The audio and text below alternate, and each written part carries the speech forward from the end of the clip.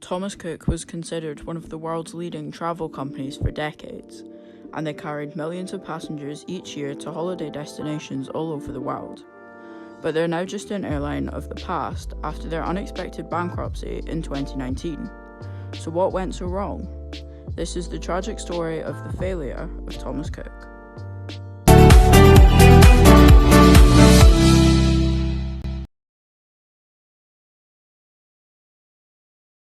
Thomas Cook was an English businessman born in Derbyshire in 1808. From the age of 10, Cook had already started his business endeavours, and 10 years later had already married. His early life wasn't easy, but he worked hard to make a living. His travel company started off as Thomas Cook and Son, known for the modern idea of the package holiday, and the business slowly expanded. The company was relatively small, until about 150 years later, after it was established. Thomas Cook Airlines began services in the year 2000, with 6 bases in the UK. It was named JMC Air at the time, but it later changed to Thomas Cook Airlines in 2003. The airline formed after the merge of Flying Colours Airlines and Caledonian Airways, following the purchase of the travel company Thomas Cook and Son that I mentioned earlier. They operated a small fleet of Airbus A320s and Boeing 757-300s that would later operate for the rebranded Thomas Cook Airlines in 2003. The airline spent the next 4 years operating relatively smoothly, and in June 2007 they merged with the My Travel Group, which formed the Thomas Cook Airlines Group.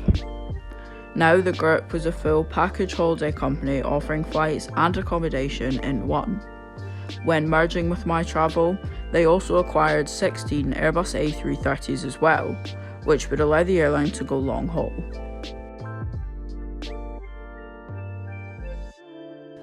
In 2013, Thomas Cook UK merged with Thomas Cook Scandinavia, Thomas Cook Belgium, and Condor to form the Thomas Cook Airlines Group.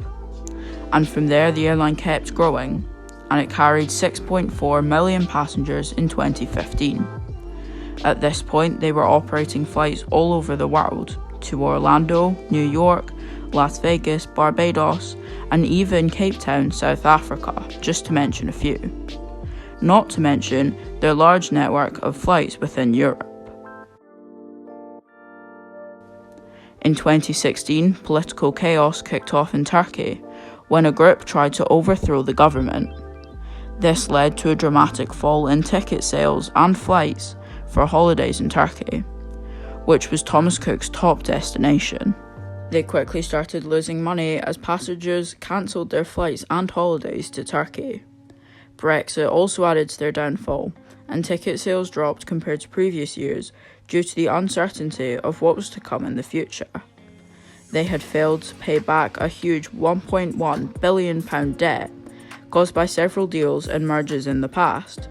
Remember the My Travel Group I was talking about earlier that Thomas Cook merged with in 2007? Well, they'd only made a profit once in the previous 6 years that they'd been operating. Interest rates made these debts soar even higher, and they'd need to sell over 3 million holidays per year just to keep on top of them, let alone actually pay back the debt. It's clear that they were now stuck on a downhill slope, and their fate was sealed. And on the 23rd of September 2019, the UK CAA announced that the airline had gone into liquidation, leaving passengers stranded all over the world with no way of getting home.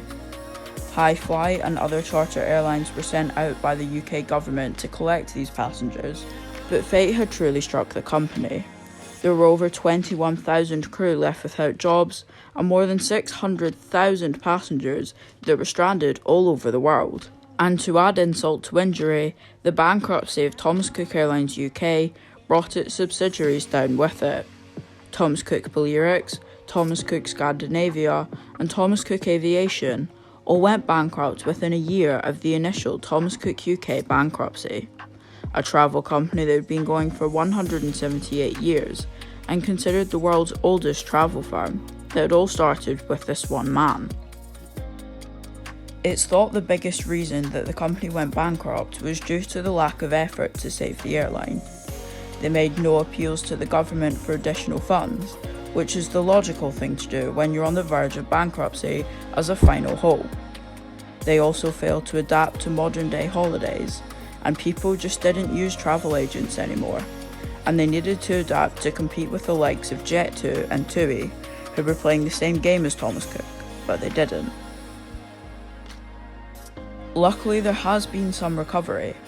Thomas Cook Scandinavia was bought by separate investors and rebranded as Sunclass Airlines, who are still flying today.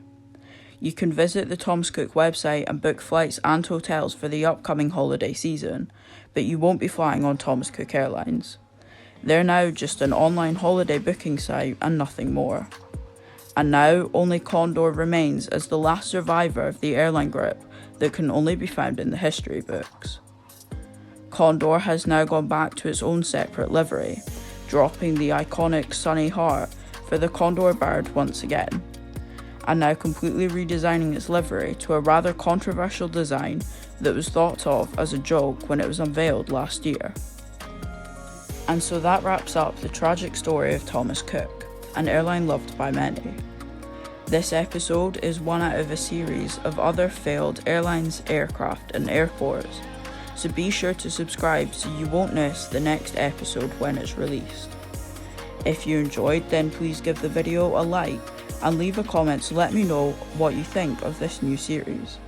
Until next time, thanks a lot for watching and take care.